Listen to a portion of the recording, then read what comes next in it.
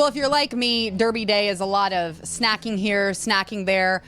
It's a lot about the good food, and right now it is time for a good afternoon snack, and everyone who happens to work around the Downs here knows where to go. Oh yes, Wagner's Pharmacy has been a staple since 1922 and still bringing in customers even despite this strange Derby year. LEX18's Jacqueline Nye took a trip to Wagner's. Just mere steps away from Churchill, Wagner's Pharmacy has become a staple for breakfast after an early morning at the track. It started out as a soda fountain where trainers and owners would meet and horsemen would come in, and then my father added a grill, the restaurant, in '65. The Simple Grill has become an iconic spot where people in the horse industry share stories over breakfast.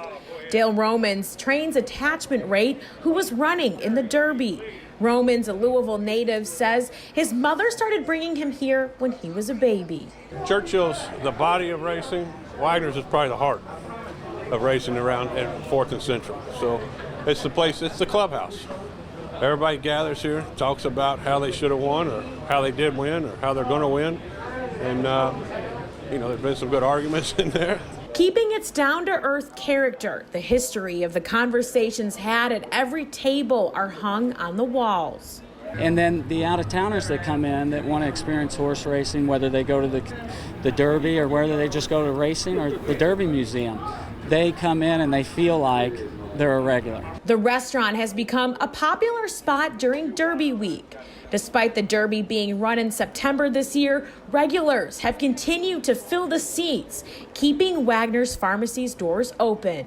You're used to it, first Saturday in May, but there's difficult circumstances and we get through them.